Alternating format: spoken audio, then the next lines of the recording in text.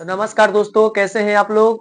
उम्मीद करते हैं अच्छे होंगे और अच्छे से पढ़ाई लिखाई कर रहे होंगे। हाँ तो मेरे भाई, अब आपके एग्जाम में बहुत कम समय बचा है। तो आप लोग अपने तैयारी को लेकर और अपने तैयारी को और अच्छी तैयारी में बदलने के लिए इस वीडियो के साथ है आपको एक सवाल लेकर आए हैं। जो ये सवाल है, कभी कभार आपको 5 अंकों में दिखेगी, लेकिन 2 अंकों में ये ज्यादातर पूछी गई है लघु उत्तरीय प्रश्न में। और ये सवालें जरूर आएगी मेरे भाई, प्रीवियस ईयर आप लोग उठाकर देख लीजिएगा, बहुत बार ये सवालें रिपीट की गई है। तो आइए इस सवाल का जवाब कैसे देंगे आप और किस विधि से देंगे आपको दिखा रहे हैं। सवाल पढ़ेंगे, उस बिंदु का निर्देशांक ज्ञात करें जो -2, 2 और -3, 3 को मिलाने वाली रेखा 2/3 के अनुपात में विभाजित करती है। थोड़ा यहाँ पर ध्यान जरूर आप लोग दे दीजिएगा। 2/3 के मतलब आप इसको 2:3 भी लिखा मिलेगा तो आप वहां पर चकित मत होइएगा। तो आइए देखते हैं क्या क्या बातें इसमें दी गई हैं और किस तरीका से विभाजित करती हैं। यानी कि अगर आप कोऑर्डिनेट ज्योमेट्री में पढ़े होंगे, अगर आपका टीचर पढ़ाए होंगे, तो आपको वहां पर एक सेक्शन फॉर्मूला नजर आई होगी जिसको हिंदी में विभाजन सूत्र बोलते हैं। आइए उसको देख लेते हैं कि आखिर ये सवाल कैसे बनेगी। मान लीजिए ए हो गई और ये आपका बी हो गया और यहाँ आपको बाट दी गई है और पहला दे दिया गया है -2, 2 और बी का मान है -3, 3। चलिए सेक्शन फॉर्मूला विभाजन सूत्र की तरफ चलते हैं और आसान नहीं होगा, आप रटे होंगे तो। आइए देखते हैं क्या ऐसे विभाजन सूत्र लगा लेते हैं। बस आप 2 बार लिखिएगा mx बटा m1 प्लस m2 और यहाँ पॉजिटिव का सिंबल और यहाँ माई और बटा में m1 प्लस m2। बस इतना अगर कर बैठते हैं तो थोड़ी सी नॉलेज जरूर रखिएगा। और ओ है 21 और 12, 21 और 12 और नीचे तो m1 प्लस m2 है ये है। तो फिर क्या ही रटना, कितना फॉर्मूला पड़ी हुई है, आसान नहीं होता रटा।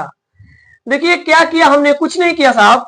mx mx, my उसके बाद 21 और 12, 21 12, m1 m2 m1 m2। बस आपका, अब आप कहेंगे कि कहां से भाई m1 लाया जाएगा, कहां से m2, कहां से x1 और कहां से x2। अरे तो कोई ज्यादा नहीं है, आप यहीं पर देखिए ना, इसको आप लोग अच्छे से जानते होंगे। x1 हो गई, ये y1 हो गया, जबकि ये x2 हो गया और ये y2। और जो ये 2/3 दिया गया है, इसको हम अभी बताए थे, इसको हम लोग m1 मानेंगे और इसको m2, क्योंकि पहले m1 और उसके बाद m2।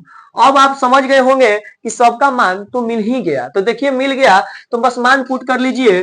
m2 के जगह पर आपका 3 नजर आएगा और x1 के जगह पर -2 नजर आ रहा है, प्लस m1 के जगह पर आपको 2 नजर आ रहा है और x2 के जगह पर -3। यहां थोड़ा सावधानी से मान पुट कीजिएगा दोस्त, थोड़ी सी गलती आपकी सारी मेहनत बिगाड़ देगी।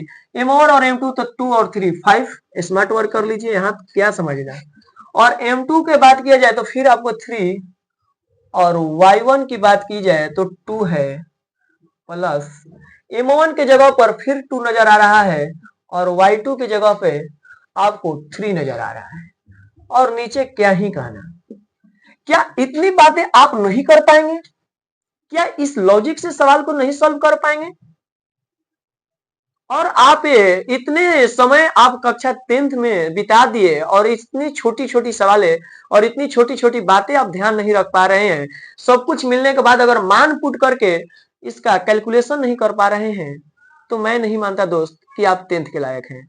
आइए अब कुछ नहीं कीजिएगा, यहाँ 3 को -2 से कराएंगे तो -6 हो ही जाएगा।